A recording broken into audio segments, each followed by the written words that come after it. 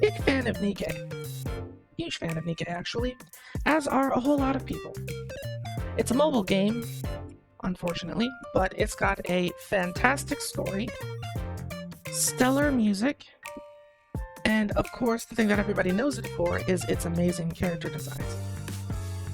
I was actually surprised that Zentreya and the band one liked Nylister so much. I mean, I guess it makes sense. She's got multiple heads, a dragon, and her hair is red, which fits Zentreya perfectly. But there's a lot more to a Nikke than her design. I mean, there's the weapon to consider, there's the story implications and power. All of that stuff has to be sort of taken into consideration when, at least to me, when it comes to picking a Nikke. And I mean, if we just take a look at Nylister, of course she's cool. She's got the whole dragons as cannons thing going for her, and she's thicker than a bowl of oatmeal, which is always a positive. But she's got one huge problem, and that's the fact that she's an enemy type that you fight. A boss, to be specific. Now, I'm not about to sit here and pretend that this big bitch was ever a threat to me or anyone on my team. By the time we got to fight Nylister, she is such a joke that even laughing felt like some form of bullying. And I'm not a bully. I'm a nice bun. Which is exactly why me and my squad blew her to smithereens. Multiple times. Without any losses.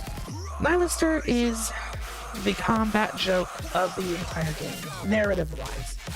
They gas her up to be this super big threat to humanity, a problem that nobody is able to solve, and, well, it just so happens that I'm the solution to this problem. Me. So while, yes, her voice and her weapons and her design are very threatening and imposing, she's a very intimidating character, she just doesn't have anything else to back it up with. Not exactly the first choice when it comes to me looking for someone to put on my squad. Not the type of person that I want to aspire to be. She doesn't get the job done, you know what I'm saying? Anyway, if you've known me for a long time, you know that I absolutely adore the P90. This is my favorite among all favorites. Any game that has a P90 in it is better because it has it, and any game that doesn't have a P90 would be better if it did. That's just the way it is. This gun is awesome. So you're probably thinking that I'm obviously going to try and choose a character in Nikke who has a P90. And it is tempting. I'll give you that. It's definitely tempting. But no. It is a gun that can solve all sorts of problems under all sorts of conditions, but... well, let's just skip to the person that I would pick. Without further ado...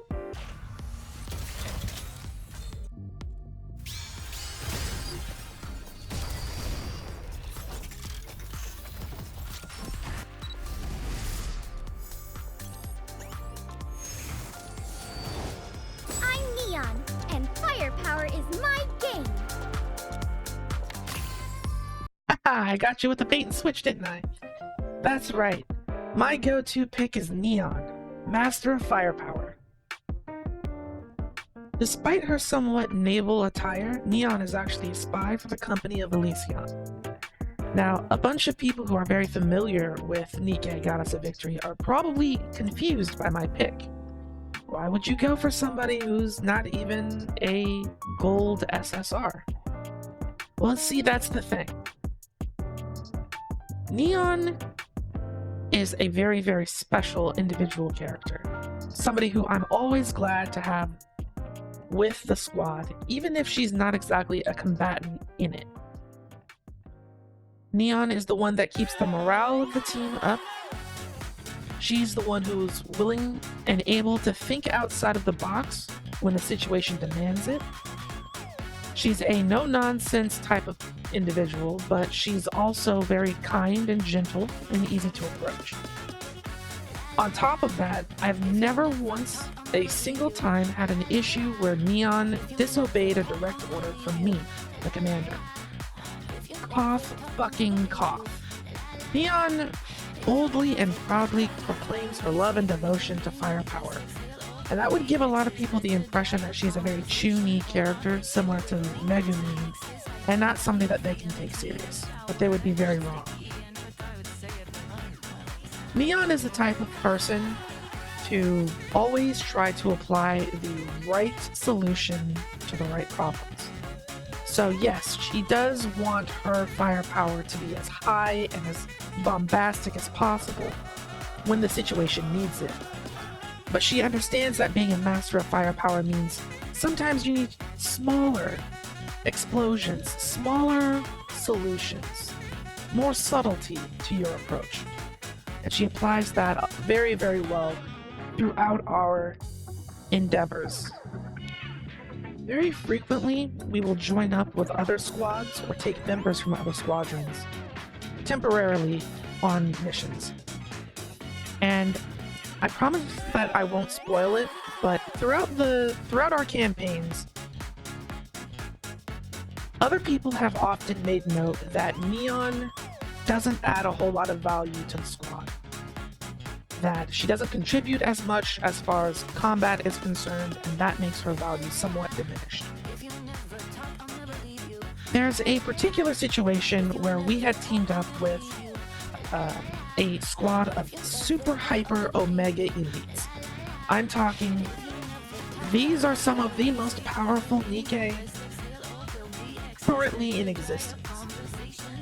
And we're facing a foe, the likes of which humanity has long since abandoned any possibility of defeating. It is a very, very large enemy, but we have the firepower to beat him. That's not the question. In fact, we're beyond certain that in a fair fight, a straight head-on battle, we will come out victorious without any sort of difficulties. But getting that fight to happen is the primary struggle. Now, we had discovered an opportunity to create a situation to get that fight that we so desperately want, so that we can beat this enemy and free humanity from its tyranny once and for all. We're there, we've got the opportunity, we've got the plan, but unfortunately, there's a hitch in that plan, and we are cut off from Neon and a Nikkei known as Noah.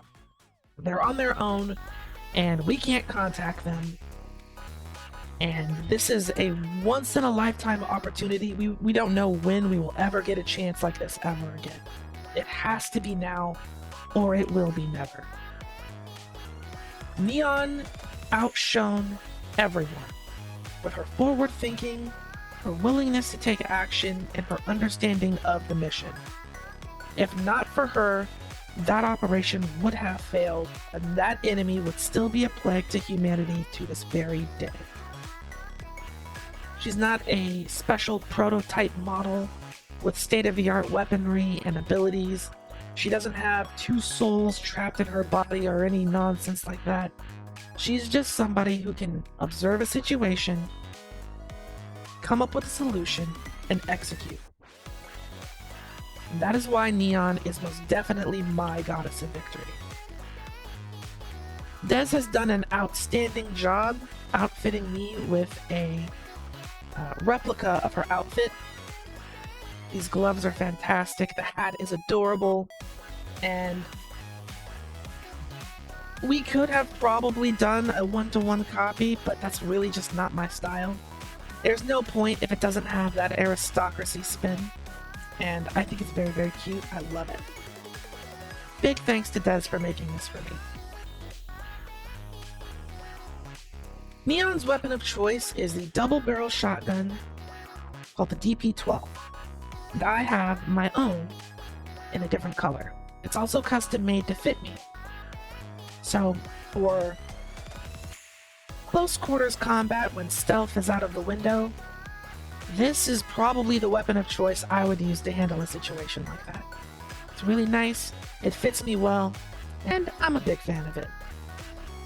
I hope that you enjoy it as much as I do, and you're looking forward to seeing in what ways I sport this outfit. The back, of course, doesn't fit me the way that it does Neon. She has pouches, I don't. But I do have a tail, so the effect is pretty much the same.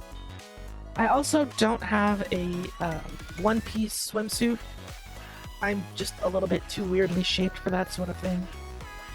It probably could be pulled off, but, you know. We'll see. Anything could happen in the future. But as it is now, I'm a big fan of it, and I hope that you enjoy it as well. As always, thank you so much for watching, and I will see you all in another video.